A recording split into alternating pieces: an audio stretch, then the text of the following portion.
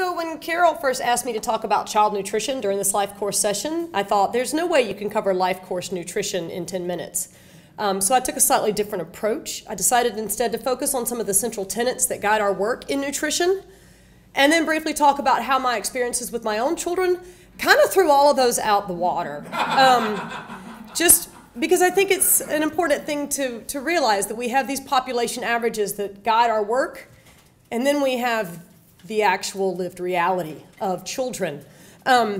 So with that bit of background and the way I'm approaching the talk, I'm hoping that this talk will help us look beyond just population averages, which inform so much of our work and our policies and our programs, and also remind us to find that inspiration that kind of keeps us working tirelessly on behalf of women and children. So the first tenet that I want to raise during the talk today is one that I think applies across maternal and child health. The first 1,000 days, that period from pregnancy through 2 years of life, is an essential and critical window of opportunity.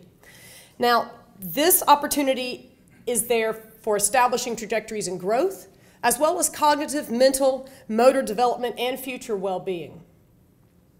This is especially true for developmental processes.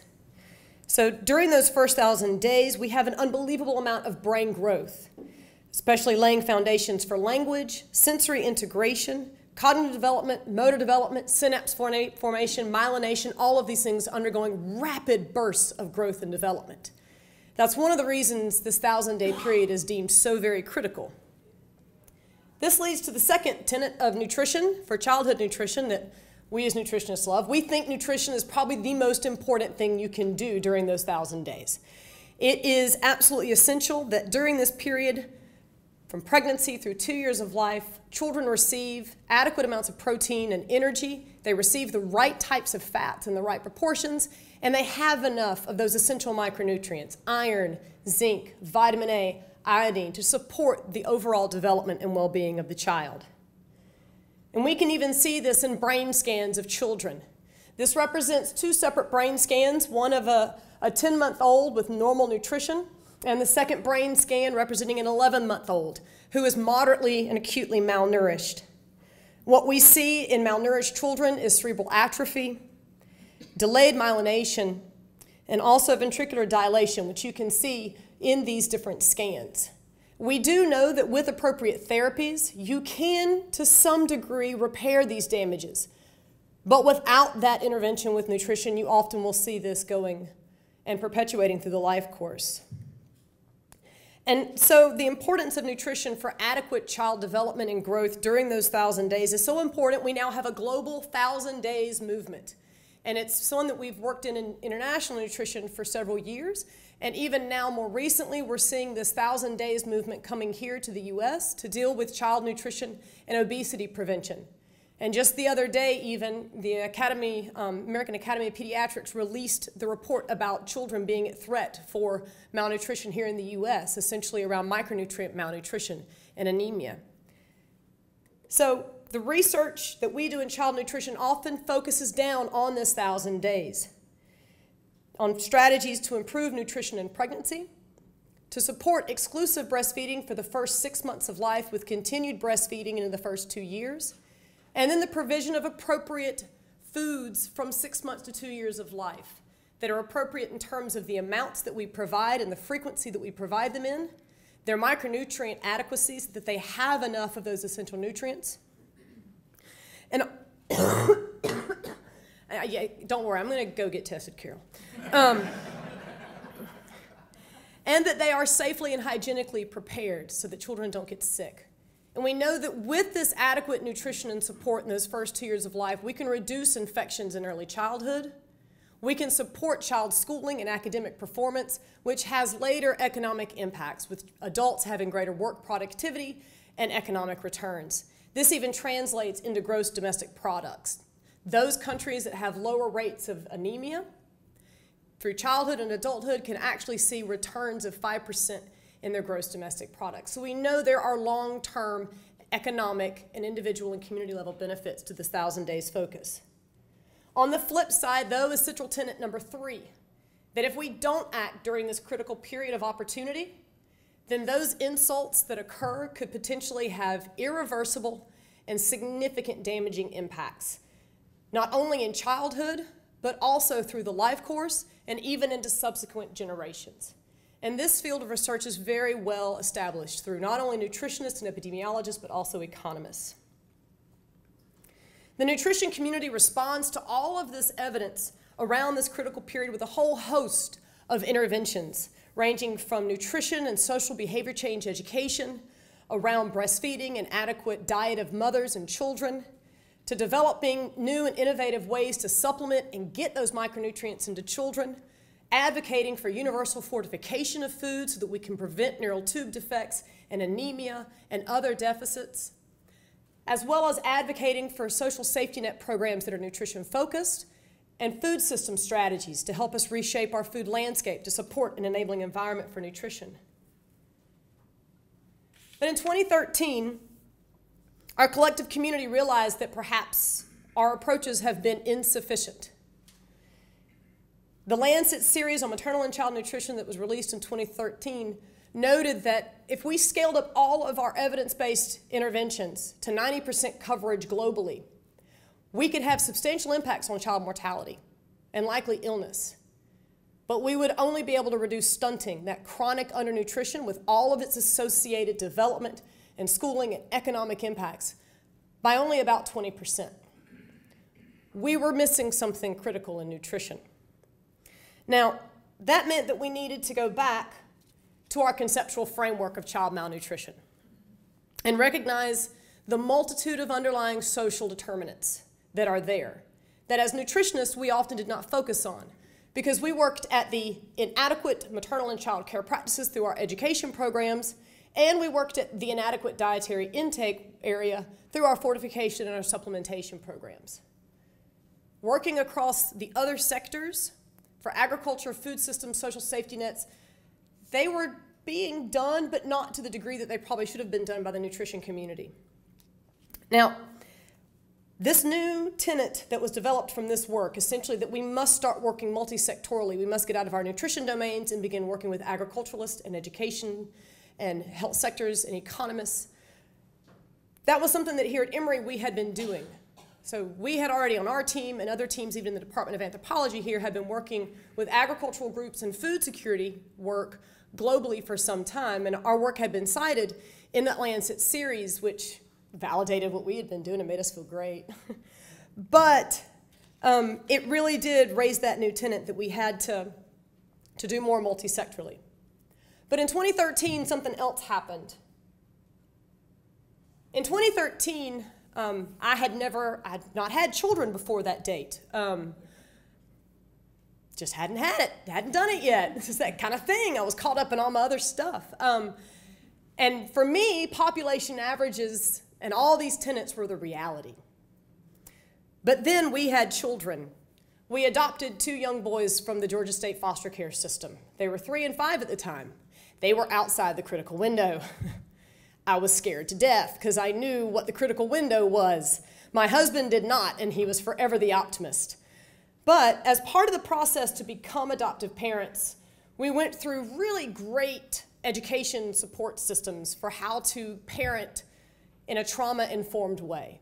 Because children coming from the foster care system and even any sort of adoption situation have experienced trauma in some way, shape, or form. And there's a very special way of parenting, they say, that you need. Personally, when going through that training, I thought, God, I think all kids need this kind of parenting. But that's neither here nor there.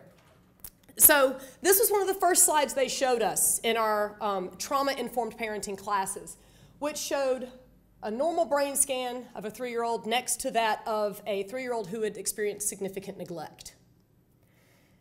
Now, this is a scan that's been shown in TED Talks all over the place. This scan is seen a lot. But for me, I saw it and I thought back to the previous scans of malnourished children. I'm like, this looks just like the malnourished children that I had been looking at for most of my career. And it made me begin to realize that maybe I'm not seeing malnourishment, I'm seeing neglect. And that there may be a lot more to malnutrition than just nutrients. It also was when I was also beginning to panic because, as you know, we recognize the sort of irreversibility of the 1,000 days, and our boys had suffered very severe neglect and maltreatment before coming into our care. They had been in 5 different foster homes in a year and a half and suffered traumatic disruptions in that constant attachment, reattachment. When they came to us in 2013, our 3-year-old was wearing 18-month-old clothes and our 5-year-old was wearing 3-year-old clothes. Between them, they had 20 words. They could not speak in sentences. They could barely speak at all. Our oldest one had been diagnosed with significant and severe autism and pervasive development delay disorder, and our youngest was considered at severe risk for autism, but was not quite at the stage of being tested. They were beginning all of that now. That laid sort of my very first lesson, or the reframing of my lesson, that it goes far beyond nutrition and really moves into this nurturing home environment. And that really could be the critical thing that's important for ensuring our children have optimal growth and development. So you see, these lessons, though, resonated with me because I'd already been doing work in food security for quite some time. And our work here at Emory, in the Department of Anthropology and Global Health, and then also work around all in East Africa, and then also work throughout the U.S., was showing the importance of food insecurity and its impacts on child development outcomes. And what they were seeing, though, is that these outcomes were not nutritionally related. They were actually due to the stress effect. The food insecure situation that women were experiencing in their homes was causing them to be unable to provide nurturing care for their children. And there was something unique about the food security stressor that was independent of just poverty. There's something about a woman not being able to feed her child that creates significant distress. And we see that this stress persists and has longer-term repercussions on the child, with food insecurity in early childhood associated with higher rates of hyperactivity, inattention, lower reading scores, as well as greater risks for emotional and behavioral patterns later in life. And then when we look at this through the entire life course, these food insecurity insults, independent of the nutritional state and independent of poverty, potentially are hypothesized to increase those risks of chronic disease later in life. So, in reviewing my own children's histories, I knew that my children had experienced that type of lack of maternal attachment and care early on and likely had experienced significant food insecurity. But once in care, they received adequate nutrition. And they were in care for several years, foster care. But what I realized is that the constant cycle of disrupted attachment, and this is something that evidence is also showing us when we look at the foster care research, the constant disrupted attachment meant that the nutrition that they did receive was essentially not doing what it needed to do because their bodies were in a constant state of fight or flight. And their constant levels of stress negated the good nutrition that they were receiving. So nurture may be far more important than nutrition. The second thing I learned was how we feed our kids may be far more important than what we feed our kids. I never knew about this book in all of my research in child nutrition. This is the foster parent Bible for child feeding. How to feed traumatized children, because when children are traumatized and have been through a series of attachments and reattachments and disrupted attachments, they feel as if they have no control. And food is one of the last places that they can exert control, and so what you will see is an essential downward spiraling of food battles between parents and children. Parents of non-traumatized kids will also talk about food battles. This is a very important book for every parent out there that needs to try to feed their child. And since we all have to feed our children or we're going to get reported defects, I just highly recommend it. So, how you feed your child may be important than what you feed them. It didn't matter what I was putting on the table at meal times, as long as at meal times we were using that as a time to prove to our children that we could provide for their needs, that they didn't have to be in control at all times, that we could take care of them. And so the book gave me a lot of new ideas about child nutrition related to holding my own 5-year-old in my lap and feeding him as if he were still an infant so that he could relearn that bond. And so now our kids are like grabbing fruits and vegetables and everything else off the plate, and our one kid, our youngest, is like, milkshakes, nah, can I have an apple? I mean, so it can be done, but I think it's a matter of not focusing too much on what we're feeding for nutrition, but how we're feeding for nurturing. So that was my second lesson. The third lesson is one that I am continually learning. I have been so drilled into me, it's been so drilled into me, that those 1,000 days are absolutely essential, that we don't think that we can do much after that point. Now, interestingly, as I'm learning these lessons through my own experiences, more research is coming out showing that, in fact, we can make change beyond those 1,000 days, and we can reverse some of those growth deficits and some of those cognitive and mental ability deficits. Those studies are beginning to come out more and more. My husband, ever the optimist as I said, they'll grow out of those deficits. I know other foster parents who tell us that all the time. I've got great stories, and I'm like, I've got population averages. And that's better than your anecdote any day of the week, all right? So he just ignored me, which was awesome. So what I've seen, though, is that the anecdotes are right. With continued permanence in a secure home where our kids didn't feel like they had to be in control all the time and they weren't constantly in a chronic state of fight or flight, with the ability, and this is where disparities, I think, really come into this, the ability to engage and access intensive resources for intervention, speech intervention, cognitive development interventions, social therapy interventions, sensory integration interventions. There are interventions out there. I had no idea what that. There's something called floor time. I'm like, you do what? We get on the floor and we play with kids. I'm like, that's awesome. You can pay a lot for that. But these are the interventions and the intensive interventions that need to be in place for all children with trauma and all children in general. But just so you know, kids do come out of the 1,000-day window, even with some significant deficits, and they can come out okay. Our boys are now healthy and happy with support from all these interventions, and as well as a really great special ed team at Atlanta schools, Atlanta Public Schools. We've been able to undo quite a lot of damage and really, I think, set the stage now for a new life course for these kids. And it's not just me. I mean, this is what a lot of parents are out there trying to do, and they'll tell you the population averages are wrong because they see it in their own kids' lives. So our kids are now avid bikers and hikers and swimmers.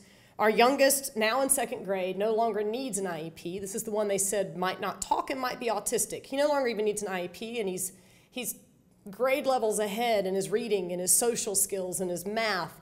And our oldest one, who is definitely autistic, but what was once considered severe and pervasive is now just mild. And so they are my inspiration to continue to advocate so that all families can access these resources, not just people who are wealthy and have the capacity to engage and advocate for their children's rights. So that's where I'm going to end today. Thank you.